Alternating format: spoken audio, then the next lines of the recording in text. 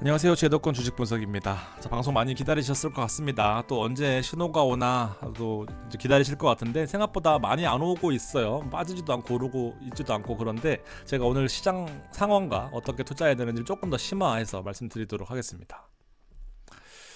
우리가 집중하고 있는 것은 두 가지 있죠. 속스의 반도체 3배 그리고 TQQQ 나스닥 3배를 투자하고 있습니다. 레버리지가 위험하다라는 댓글들이 많아서 약간은 신경 쓰이실 것 같아서 제가 이 부분을 좀 반박을 해드릴 건데, 제가 느끼기에는요, 미국 주식도 변동성이 생각보다 엄청 심합니다.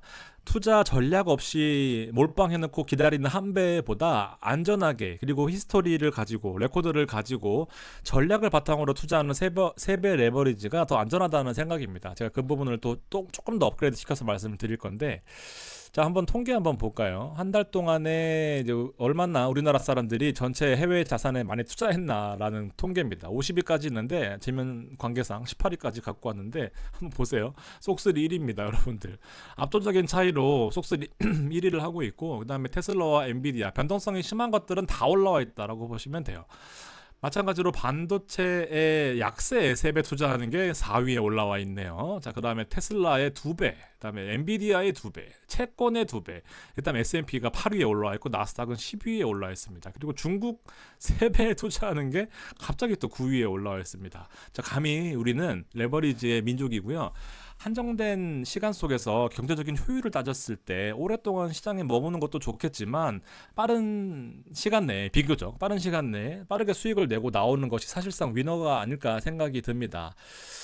자, 3배 빠르고 3배로 빠르게 노출시킨다라는 것에 전 집중을 하고 싶은데요. 어차피 주식은 주가가 올라야 이익인 겁니다. 그러면서 이 한 번의 타이밍이 왔을 때, 사실 인생은 타이밍이라는 것이 되게 중요한데, 지금 한 번의 타이밍이 왔을 때 크게 수익을 내는 것이 비트코인도 마찬가지고 뭐 엔비디아도 마찬가지고 그렇지 않겠습니까? 오랫동안 시장에 참여하게 되면 오히려 더 많은 정보로 인해서 혼란스럽고, 뭐 샀다 팔았다 아니면 오늘같이, 여러분들 제일 무서운 게 뭔지 아세요? 주식하면서 가장 무서운 게, 내가 잠시 팔았던, 내가 너무 무서워서 팔았던 이 시기에 반등해가지고 주가가 확 올라버릴까봐, 나는 포지션이 없는 상태인데 잠깐 팔았을 때인데 이게 너무 많이 올라와 버릴까봐가 가장 무서운 거예요. 실질적으로 하락하는 것도 무섭죠. 근데 포지션이 없는 상태에서 올라가는 것이, 제가 이제 경험상, 손님들을 대하는 경험상 가장 무서운 포지션입니다. 자, 아무튼 이런 상황인데, 이렇기 때문에 못 팔고 계속 들어가 있고, 영끌에서 잠깐 넣어놓고 뭐 또 무슨 전세금 잠깐 받아놓으면 또 여기다 들어가고 이런 거거든요. 자, 그런 부분들을 철저히 배제시키고 진짜 기계적으로 매수를 하자라는 겁니다. 자, 어쨌든 100만원을 보유해도 100만원 다 투자하시는 분이 있고요. 30만원 해도 30만원 다 투자하시는 분이 있습니다. 자, 우리는 반대입니다. 100만원이 있으면 30만원만 투자를 하는 거예요. 왜냐하면 무조건 평균 단가를 맞출 수 있는 그 여력을 반드시 뒷주머니에 보유하고 계셔야 됩니다. 자, 다만 이제 무서운 것이 바로 이거죠. 레버리지를 활용을 못하면, 제가 여러분들한테 뭐 자산 다 말아먹으라고 하는 것도 아니고 저도 같이 하고 있잖아요. 자, 근데 보시면 100만원을 투자했을 때 나는 300만원처럼 투자가 가능하다는 게 레버리지 장점이잖아요. 효율성이 극대화되는 겁니다. 1% 빠졌을 때는 이제 10만원이지만 여기서 1% 빠지면은 3만원이고요. 또 오르면 3만원입니다. 그러니까 이렇게 투자하지만 실질적으로 나는 10만원만 투자를 하는 겁니다. 그러니까 돈을 꼭 반드시 남겨놔야 된다라는 것이 이 투자의 핵심인 거죠. 자, 그리고 얼마나 많이 움직이냐에 대해서도 여러분들 기본적으로 이해하셔야 됩니다. 필라델피아 반도체 지수를 추종하는 게 속스 ETF 기초자산이고요. 얘는 기본적으로 얘가 한 배를 움직일 때 얘는 1.27배가 움직이는 베타의 특성을 설명을 드렸습니다.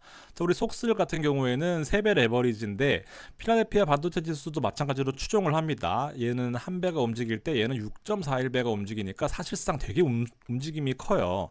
자, 그래서 우리는 이 변동성 감쇄 효과 때문에 떨어질 때 무섭게 떨어지는 것을 오히려 전략으로 삼자라는 겁니다. 무슨 말이냐면은, 떨어질 때 정말 제일 많이 떨어졌을 때 담아서 요때 사서 보유한 다음에 한 번 시장이 크게 반등하고 추세적으로 반등할 때 아주 제대로 먹어보자라는 게 이 속수 투자의 대표적인 방법인데, 자 보시면 아시겠지만 일반과 레버리지를 비교했을 때 상승할 때는 괜찮아요. 더 많이 오르니까. 근데 하락할 때 더 무서운 점이 단점이기 때문에 무조건 평균 단가를 맞출 수 있는 전략을 세워야 된다라는 겁니다. 자 보세요.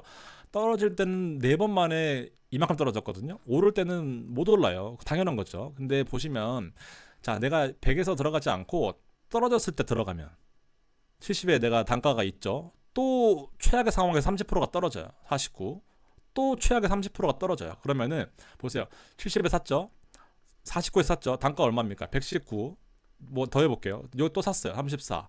평균 단가가 얼마입니까? 100. 한 50 되잖아요. 그러면은 이제 3번 샀죠. 그럼 평균 단가 50 정도 되잖아요.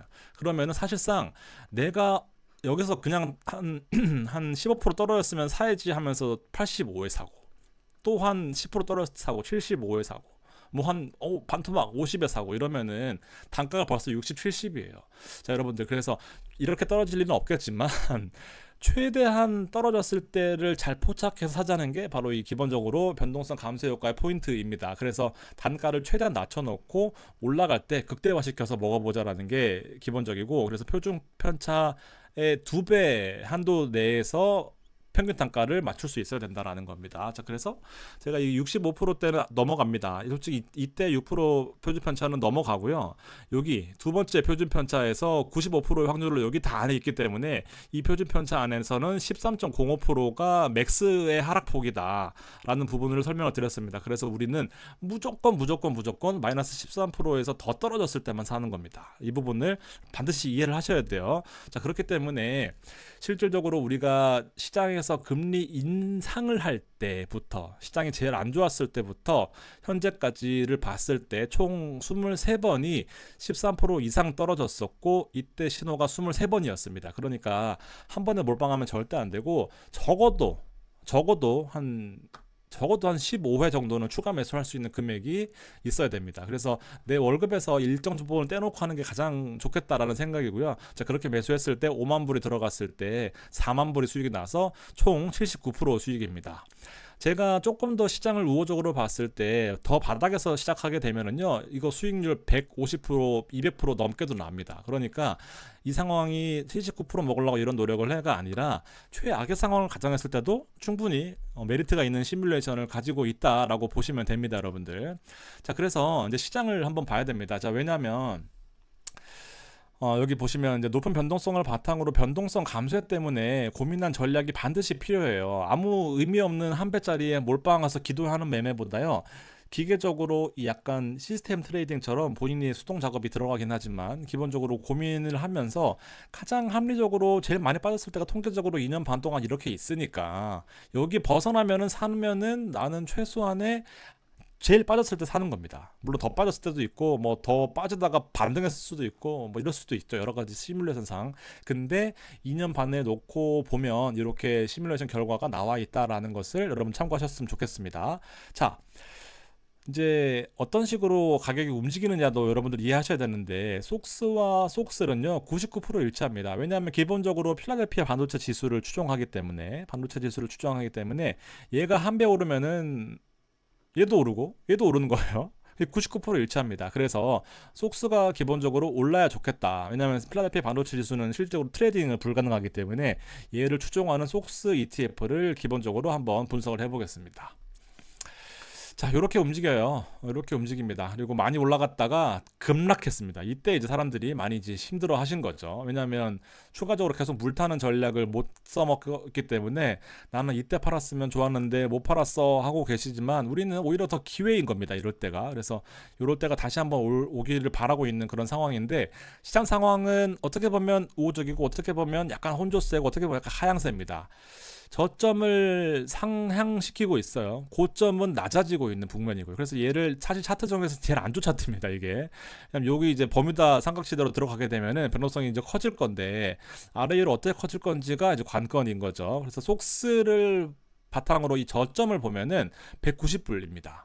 마찬가지로 속스를 보면 26불인데 속스는 지금 한 34불, 35불, 36불에서 왔다 갔다 하고 있죠. 그래서 저점은 26불대고요. 속스의 적점은 한 190불 정도다라고 보시면 될 것 같습니다. 이렇게 보시면 되고, 자, 속수의 추세를 이제 보는 것은 결과적으로 맞습니다. 근데 안에 들어가 있는 종목들을 보면 네 종목이 35%, 보시면 엔비디아, 브로드컴, AMD, 퀄컴까지 35%고요.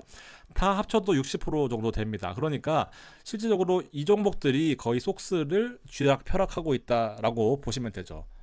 제가 그 말이 너무 빠르면 그 배속을 잠깐 늦추시면 좋겠습니다, 여러분들. 저도 하는 일이 많기 때문에 빨리빨리 하고 좀 하고 싶은데 좀 죄송한 양해 말씀을 좀 구하고요.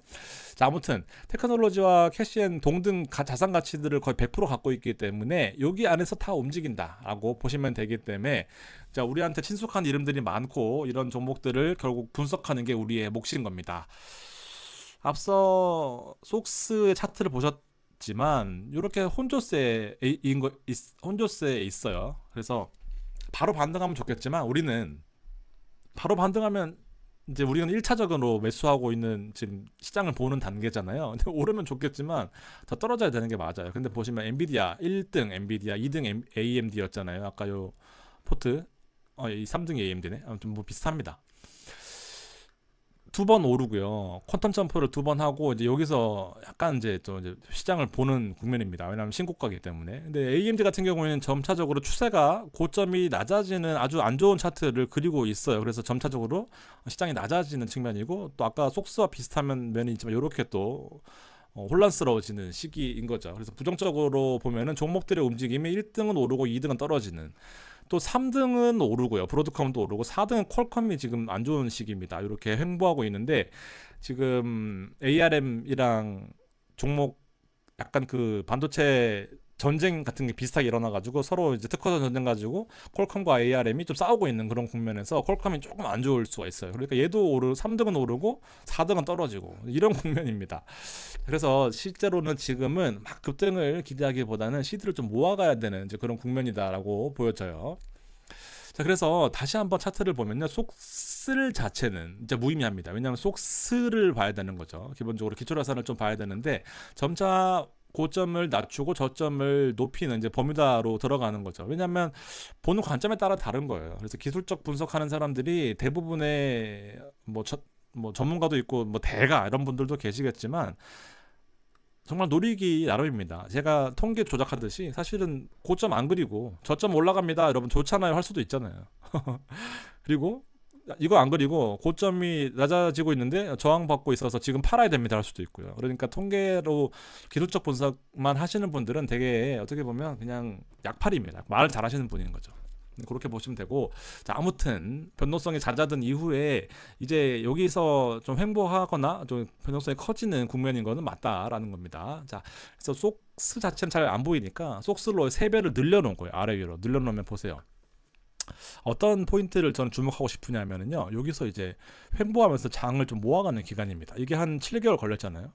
7개월 걸렸어요. 자, 그러면서 시장이 좀 지루했죠. 우리로 치면 거의 뭐 신호가 몇 번 안 나왔어요. 자, 그러면서 이렇게 지루했던 시기였고, 그 다음부터 이제 폭발하던 시기가 온 거죠. 자, 여기 축소판이거든요. 지금 약간 또 한 번에 급등기, 그다음에 약간 그 이익 실현기, 그다음에 성숙기를 지금 가는 과정이거든요.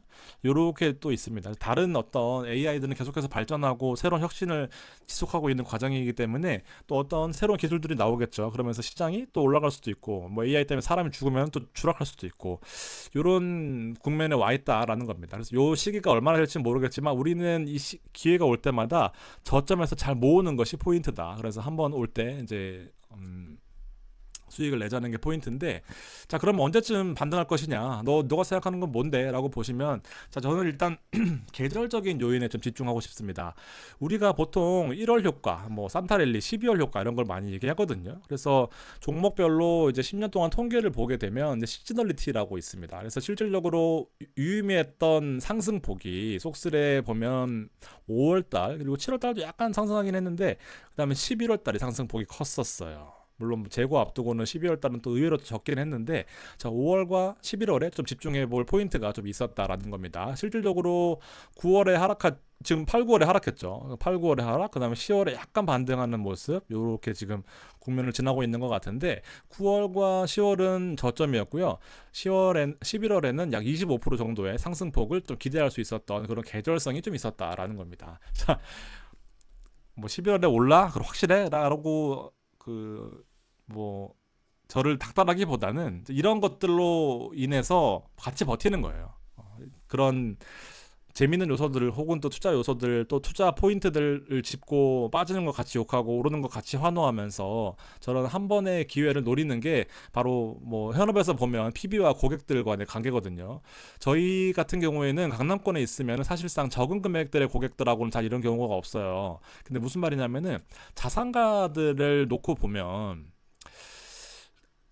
결코 호락호락하지 않거든요. 결코 가벼운 어떤 뭐 지식 뉴스 기사 몇 개 본 걸로는 대화가 안 돼요. 불가능합니다. 그러다 보니까 이분들 설득시키기 위해서는 여러 가지 포인트들이 필요하고 같이 공감하고 같이 욕하고 같이 밥 먹고 같이 술 먹는 게 이제 PB들의 가장 큰 역할 중에 하나거든요. 이제 그러면서도 돈을 벌 때는 확실하게 벌어주는 근거들이 있어야 되는 거죠. 아니면은 내가 손실을 보더라도 납득할 만한 손실 그런 부분들이 좀 이해가 필요한 겁니다. 왜냐면 100% 벌지 못하니까. 자, 그런 부분에 있어서 자, 이런 것들로 인해서 정말 타이밍이 올 때까지 기다리는 거예요. 워렌 버핏이라고 오는 사람은 내일 오릅니까? 뭐 다 그런 거죠. 그러니까 이런 부분들을 여러분들 좀 제가 자주 찾아서 공유해 드릴 거고요. 그래서 투자 마인드는 기본적으로 이제 한 번 더 되짚어 보면 레버리지가 위험하다라는 것보다는요. 레버리지가 위험하죠. 당연히 뭐 100만 원밖에 없는데 다 투자하면 위험하죠. 나는 1억을 갖고 있으면은 50만 원씩 사는 겁니다. 200만 원씩 사는 거고요. 왜냐면 20번, 30번, 40번 투자한다는 마인드로 그렇게 돼도 3배 레버리지를 잘 활용한다라는 측면은 내 시드가 작더라도 오히려 상승할 때는 더 크게 올라간다라는 겁니다. 그래서 100원 대 130원, 130원이 또 얼마야? 30%더 오르면 169원. 벌써만 해도 얼마입니까, 여러분들? 요거를 노리는 거거든요. 그래서 안전하게 투자한다는 그 원칙을 기본적으로 정말 기계적으로 세우셔야 됩니다. 막 올라갈 때 따라서 하면 그거 무의미한 거예요. 그래서 그 원칙을 세우는 거고 11월에 랠리가 올 수 있겠다 하면서 한 달 더 버티는 거고요. 시장에 납득할 만한 이슈가 있는지 계속 체크하는 거고요. 성과가 좋으면 좋아요. 같이 오르니까 한 번밖에 못 샀지만 또 오르면 또 그 나름대로 재미가 있습니다. 자, 그렇지만 우리는 지금 시드를 모아야 되는 단계고 성과가 안 좋을 때를 기대하고 기다려야 됩니다. 지속적으로 시장에 더 참여해서 움직임을 체크하고요. 또 속설에 대한 투자 움직임을 한 2달 정도 해보시면은 대충 나와요. 지금 여러분들이 한 2주 됐잖아요. 2주 정도 됐는데 대략 움직이는 거 보이실 겁니다. 마침 15% 빠졌을 때도 있었고 그 다음에 뭐 5%올 때도 있었고 5% 빠질 때도 있었고 이렇잖아요. 그런 부분들을 잘 한번 생각해 보시고 움직임이 이 정도 범위에 있구나 라고 생각하시면 됩니다. 속슬이 계속 빠지면 없어지는 거 아닙니까?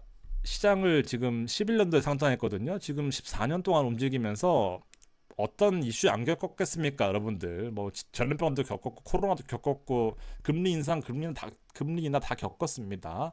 안 없어지고 잘 버티고 있습니다. 오히려 지금 시장 자체는 NAV 펀드 순자산 가치가 올라가고 있는 그런 국면이다 보니까 사실 뭐 없어진다 그런 걱정하지 마시고요. 떨어지면 더 산다. 6불까지 떨어진다. 6불까지 떨어진다 라고 생각하시고 그냥 떨어지면 사서 모은다 라고 생각하시면 됩니다. 그래서 결과적으로 이렇게 아까 시장 봤을 때 지금 횡보하는 구간이다 생각하시고요. 이렇게 대세 상승 때 저점에서 잘 샀으면 좋은 거 아니겠습니까? 그래서 반도체 산업은 절대 무너지지 않는다라는 기본 마인드, 낮은 가격에서 잘 산다라는 것이 두 번째 마인드. 그리고 나는 여러분들 요때 얼마 전에 우리 5% 아니 15% 빠졌을 때 무서우셨나요? 아니면 와 대박인데? 하면서 도파민 나오면서 와 싸게 잘 샀다. 정말 이 정도까지 빠지는구나. 실제로 이때 15% 빠지고 여기서 횡보했거든요. 그러다가 이제 ASML 실적이 폭망하면서 조금 더 밀렸었는데 요 범위 안에서 움직이는 게 맞아요, 통계 동안. 그러니까 또 실제로 요때 이렇게 한번 움직임을 보고 나서는 아 진짜 이게 뭐가 되겠구나 라는 생각이 드시면은 이제 세 번째 이 부분들을 잘 버티실 수 있는 겁니다. 이렇게 이해하시고요.